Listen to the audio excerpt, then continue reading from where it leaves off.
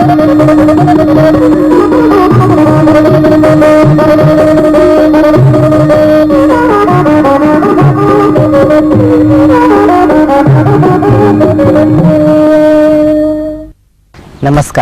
संस्कृत भाषा शिक्षण में आप सबका हार्दिक स्वागत है। पूर्व पाठ में हम क्त प्रत्ययांतों के बारे में जानकारी प्राप्त कर रहे थे। इस पाठ में उसी विषय पर और अधिक जानकारी प्राप्त करेंगे। नमो नमः। सर्वेभ्यः स्वागतम्। पूर्वतन कक्षायां वयं क्त प्रत्ययान्तानां पाठनम् आरब्धवन्तः आस्म। अस्यामपि कक्षायां तस्य एव विषयस्य अनुवर्तनं कुर्मः। भवन्तः जानन्ति एव यत् क्त प्रत्ययस्य प्रयोगः भूतकाले भवति इति। कस्मिन् काले भवति? भूतकाले भवति। रूपाणि च कथं भवन्ति?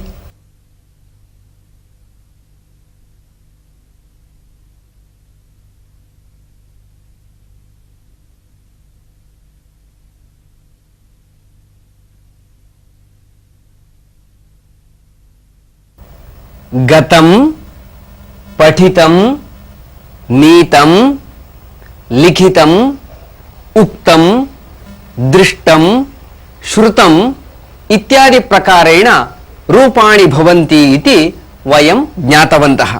सः प्रयोगः कर्मणि प्रयोगः इत्यतः कर्तुः तृतीया विभक्तिः भवति इत्यपि वयं ज्ञातवन्तः। अतः एव वाक्यकथन समये रामेण अरण्यं गतं, गोविंदेन पुस्तकं पठितं, तेन धनं नीतम् एवं प्रकारेण वाक्यानि भवन्ति। कर्तुः तृतीया विभक्तिः भवति इति एकः विषयः। अपरोपि विषयः अस्ति। क्त प्रत्ययान्तं रूपं यदस्ति तद् विशेषणं भवति। यदा तद् विशेषणं भवति तदा विशेषण विशेष्ययोः प्रयोगे यः सामान्यः नियमः अस्ति सः नियमः अन्वितः भवति। विशेषण विशेष्ययोः प्रयोगे सामान्य नियमं वयं जानीमः यत् विशेष्यस्य यत् लिंगं, या विभक्तिः, यत् वचनं भवति तदेव लिंगं, सा एव विभक्तिः, तच्च वचनं विशेषणस्यापि भवति इति। तमेव विषयं स्वीकृत्य अद्यतनं पाठम् अनुवर्तयामः। आदौ अहं त्रीणि वाक्यानि लिखामि। भवतः नाम किम्? मम नाम अनिलः। अनिलः, समीचीनम्।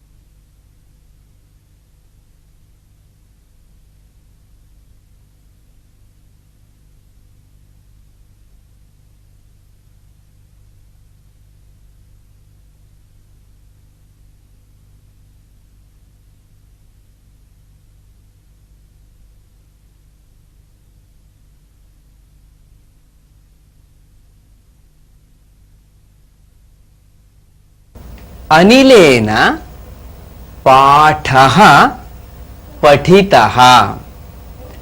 अनिलेन कविता पठिता।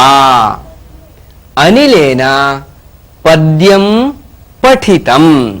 एकत्र पठितः, अन्यत्र पठिता, अपरत्र पठितम् इति प्रयोगः कृतः अस्ति।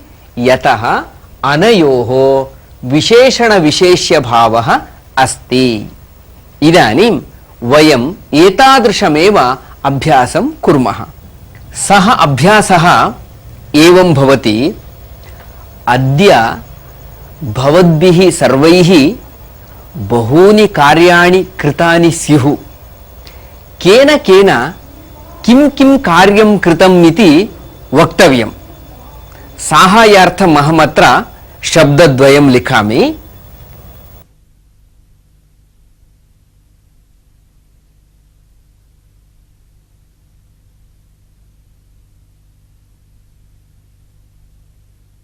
मया कृत एतावदेव अहं लिखामि। भवत्सु एकैकेनापि मया कार्यं कृतं, मया स्नानं कृतं, मया पूजा कृता, मया अभ्यासः कृतः। अनेन क्रमेण वाक्यानि वक्तव्यानि। वदन्ति वा? अस्तु, वदामः। भवान् आरम्भं करोतु। मया जलक्रीडा कृता। मया गृहकार्यं कृतम्। मया निद्रा कृता।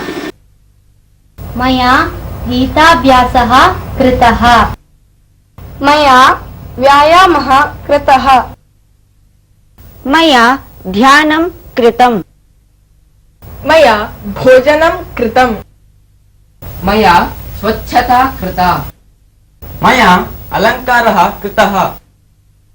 मया जलपानं कृतम्। मया धनसङ्ग्रहः कृतः।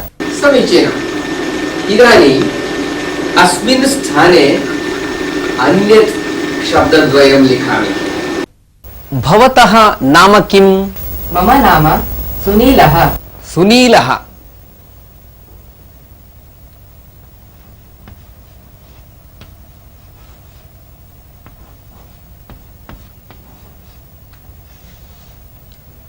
सुनीलेन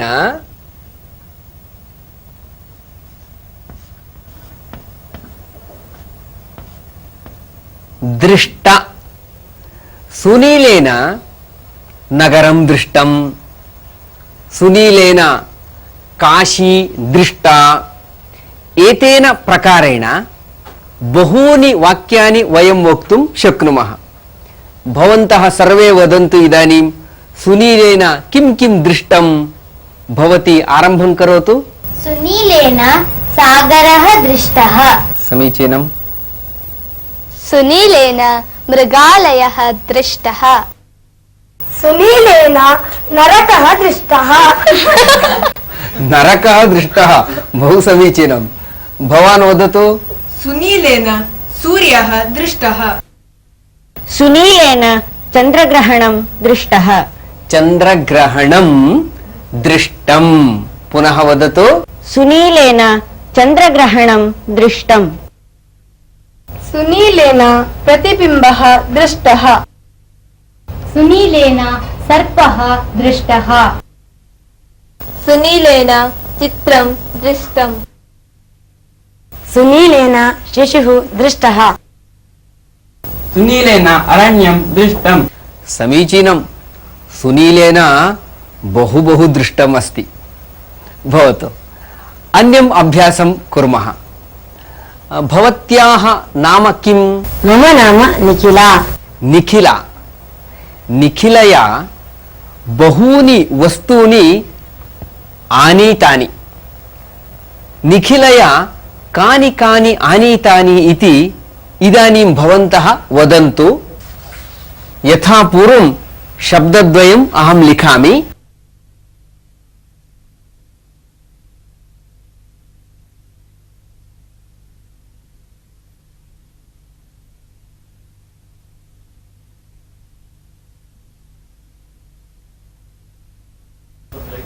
वदन्ति वा? भवान् आरम्भं करोतु। निखिलया पादकन्दुकः आनीतः। निखिलया जङ्गमदूरवाणी आनीता। निखिलया कर्णकुण्डलम् आनीतम्। निखिलया कंठहारम् आनीतम् निखिलया कंठहारः आनीतः। पुनः वदतु। निखिलया कंठहारः आनीतः। निखिलया फलम् आनीतम्। निखिलया दन्तकूर्चः आनीतः। निखिलया द्विचक्रिका आनीता। निखिलया अग्निपेटिका आनीता। निखिलया नूतनवस्त्रम् आनीतम्। निखिलया गणकयन्त्रम् आनीतम्। समीचीनम्। निखिलया तर्हि बहूनि वस्तूनि आनीतानि सन्ति। अभी तक आपने क्त प्रत्यंत के बारे में विभिन्न अभ्यासक्रम देखा है और यह स्पष्ट हो गया होगा कि क्त प्रत्यंत शब्द कर्म पद के लिंग का अनुसरण करता है। भवतु अग्रिमम् अभ्यासं कुर्मः। अधुना अहं शब्दद्वयं वदामि, मध्ये कर्मपदमपि अहमेव वदामि, तदनुसारं क्तप्रत्ययान्तरूपं परिवर्त्य भवन्तः वाक्यं वदेयुः। यथा कविना लिखित काव्यं वदामि चेत् कविना काव्यं लिखितम् इति वक्तव्यं। वदन्तु काव्यं। कविना काव्यं लिखितम्। पद्यं। कविना पद्यं लिखितम्। श्लोकः। कविना श्लोकः लिखितः। कविता। कविना कविता लिखिता। उपन्यासः। कविना उपन्यासः लिखितः। टुप्कथा। कविना टुप्कथा लिखिता। लेखः। कविना लेखः लिखितः। चित्रं। कविना चित्रं लिखितम्। कविः चित्रं न लिखति, कविना चित्रं न लिखितं। भवतु वाक्यं समीचीनम्।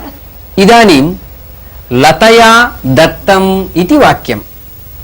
कर्मपदं परिवर्तयामि, वाक्यानि वदन्तु। फेनकं। लतया फेनकं दत्तम्। पुस्तकं। लतया पुस्तकं दत्तम्। लेखनी। लतया लेखनी दत्ता। कंठहारः। लतया कंठहारः दत्तः। मिष्टान्नम्। लतया मिष्टान्नं दत्तम्। पेयम्। लतया पेयं दत्तम्। सञ्चिका। लतया सञ्चिका दत्ता। विशेषण विशेष्य संबंधे सामान्य नियमानुसारं विशेषण विशेष्ययोः लिंगं समानं भवति इत्यस्य अभ्यासम् एतावत् पर्यन्तं वयं कृतवन्तः। तत्र अन्यः अंशः अस्ति, विशेषण विशेष्ययोः वचनम् अपि समानं भवति इति। यथा वाक्यद्वयं पश्यामः। कविना श्लोकः लिखितः, एतत्तु भवन्तः जानन्ति एव। अग्रे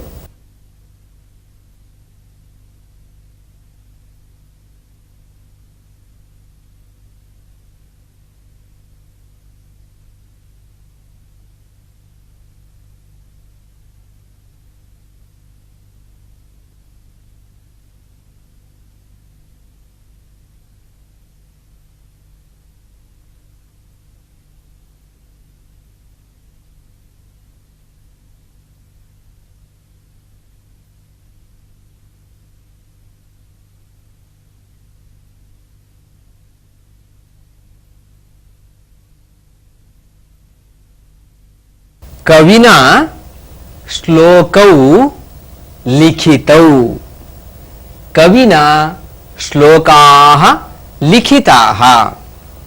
अत्र श्लोकौ इति द्विवचनम् अस्ति, अतः अत्रापि लिखितौ इति द्विवचनप्रयोगः कृतः अस्ति। अत्र कविना श्लोकाः इति बहुवचनं प्रयुक्तमस्ति, अतः अत्रापि लिखिताः इति बहुवचनप्रयोगः कृतः अस्ति। आरम्भे द्विवचनस्य अभ्यासं कुर्मः। अहं तादृशं वाक्यं वदामि यत्र कर्मपदम् एकवचनान्तं भवति। भवन्तः द्विवचने परिवर्तनं कृत्वा वाक्यं वदन्तु। यथा तेन ग्रन्थः पठितः। भवन्तः वदन्ति तेन ग्रन्थौ पठितौ। ज्ञातं वा? वदन्तु तेन ग्रन्थः पठितः। तेन ग्रन्थौ पठितौ। बालकेन अभ्यासः कृतः। बालकेन अभ्यासौ कृतौ। मात्रा दन्तकूर्चः आनीतः। मात्रा दन्तकूर्चौ आनीतौ। भगिन्या कण्ठहारः आनीतः। भगिन्या कण्ठहारौ आनीतौ। अनुजेन कन्दुकः आनीतः। अनुजेन कन्दुकौ आनीतौ। मया सञ्चिका आनीता। अत्र तु सञ्चिका इति स्त्रीलिङ्गशब्दः अस्ति, अतः द्विवचने सञ्चिके इति वक्तव्यं। मया सञ्चिके आनीते। वदन्तु मया सञ्चिके आनीते। मया स्थालिका आनीता। मया स्थालिके आनीते। मया घटी आनीता। मया कट्यौ आनीते। समीचीनं। नपुंसकलिङ्गेपि एवमेव परिवर्तनं भवति। मया फलम् आनीतं। मया फले आनीते। वदन्ति वा? अग्रे वदन्तु। मया गृहं क्रीतं। मया गृहे क्रीते। मया मन्दिरं दृष्टं। मया मन्दिरे दृष्टे। मन्दिरे दृष्टे। पुनः वदन्तु। मया मन्दिरे दृष्टे। एवं द्विवचनस्य प्रयोगः भवति। बहुवचनप्रयोगे तु यथा कविना श्लोकाः लिखिताः। मया कार्याणि कृतानि। मया कविताः वाचिताः। एतेन प्रकारेण बहुवचनरूपाणामपि प्रयोगः भवति। क्त प्रत्यांत शब्द कर्म पद के वचन का भी अनुसरण करता है, यह भी आपने देखा है।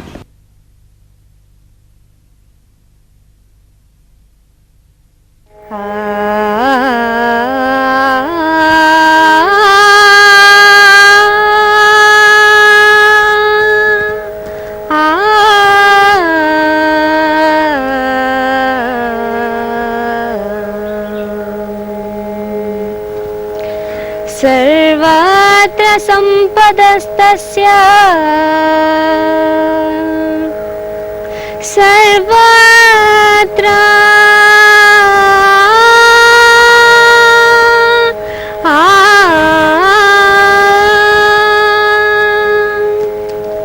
सम्पदस्तस्य सन्तुष्टं यस्य मानसम् उपानद्गूढपादस्य ननु चर्माव्रतैव भूः ननु चर्माव्रतैव भूः सर्वत्र सम्पदस्तस्य सन्तुष्टं यस्य मानसम् उपानद्गूढपादस्य ननु चर्माव्रतैव भूः ननु चर्माव्रतैव भूः। यस्य मानसम् असन्तुष्टम् अस्ति सः सर्वत्र अभावमेव पश्यति। तद्विपरीतरूपेण यस्य मानसं सन्तुष्टम् अस्ति सः सर्वत्र सुखमेव पश्यति। तस्य दृष्ट्या सर्वमपि जगत् सुखमयमेव भवति। अत्र सुभाषितकारः काञ्चित् उपमां दर्शयति। यस्य पादौ चर्मणा नाम चर्मनिर्मित पादरक्षया आवृतौ भवतः तस्य सर्वमपि जगत् चर्मावृतम् इव संतोषदायकमेव भवति। सुभाषित का अर्थ, जिसका मन संतुष्ट है उसके लिए सारी दिशाएं सुखदायक ही होती हैं। ठीक उसी तरह से जैसे जो चर्म निर्मित पाद रक्षा पहनता है उसको सारी धरती चर्म से आवृत जैसी सुखदायक प्रतीत होती है।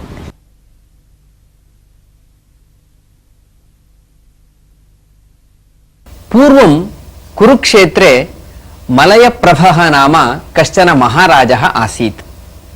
सः अत्यन्तं धार्मिकः सज्जनः। कदाचित् तस्य राज्ये दुर्भिक्षः जातः, प्रजानां कष्टं सञ्जातं। तदा महाराजः प्रजाभ्यः धनधान्यादिकं वितरयितुम् उद्युक्तः अभवत्। परन्तु दुष्टाः केचन मन्त्रिणः तथा न करोतु इति महाराजं निवेदितवन्तः। महाराजोपि तेषां वचनं श्रुत्वा वितरणकार्यात् विरतः अभवत्। तदा महाराजस्य पुत्रः राजकुमारः इन्दुप्रभः पितरं निवेदितवान्, ताता किमर्थं वितरणं न करोति इति। तदा महाराजः उक्तवान्, नाहं कल्पवृक्षः, यदि अहं कल्पवृक्षः स्यां तर्हि सर्वेभ्यः सर्वम् अदास्यम् इति। पितुः वचनं श्रुतवतः इन्दुप्रभस्य मनसि विचारः आगतः, मया कल्पवृक्षेण भवितव्यम् इति। सः तदर्थं नगरं परित्यज्य तपोवनं गतवान्, घोरं तपः आचरितवान्। इन्दुप्रभस्य तपसा इन्द्रः सन्तुष्टः अभवत्, सः प्रत्यक्षः अभवत्। इन्द्रस्य प्रभावकारणात् झटिति दुर्भिक्षः अपगतः अभवत्। इन्दुप्रभः कल्पवृक्षरूपेण तस्मिन्नेव राज्ये स्थितः अभवत्। अधुना सः कल्पवृक्षः कंपमानाभिः शाखाभिः सर्वान् समीपम् आह्वयति इव आसीत्। जनाः सर्वे कल्पवृक्षस्य समीपम् आगच्छन्ति, यद्यद् अपेक्षितं सर्वं प्रार्थयन्ते, प्राप्नुवन्ति च। एवमेव कश्चन कालः गतः। कदाचित् इन्द्रः तत्र आगतवान्। कल्पवृक्षरूपिणम् इन्दुप्रभम् उक्तवान्, राजकुमार, अधुना भवतः अपेक्षा पूर्णा अस्ति, जनानां मनोरथाः अपि पूर्णाः सन्ति, अतः किमर्थम् अत्र तिष्ठति, भवान् स्वर्गलोकम् आगच्छतु इति।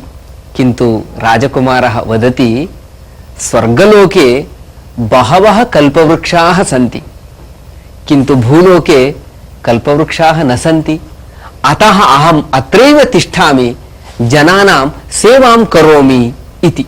इन्द्रः उक्तवान्, यदि प्रजानां सेवा करणीया इति दृष्ट्या भवान् अत्र तिष्ठति तर्हि सर्वाः प्रजाः स्वीकृत्य एव भवान् स्वर्गलोकम् आगच्छतु इति। तदानीमपि राजकुमारः वदति, यद्येवं भवान् सर्वाः प्रजाः स्वर्गलोकं नयतु, अहं तु अग्रेपि अत्रैव स्थास्यामि इति उक्तवान्। देवेन्द्रोऽपि तस्य परोपकार बुद्ध्या अत्यन्तं विस्मितः जातः। कथायाः अर्थं ज्ञातवन्तः किल? आम्, ज्ञातवन्तः। धन्यवादः। नमो नमः। नमो नमः। इसी के साथ ये पाठ यहीं समाप्त होता है। अगले पाठ में हम फिर मिलेंगे। इसी के साथ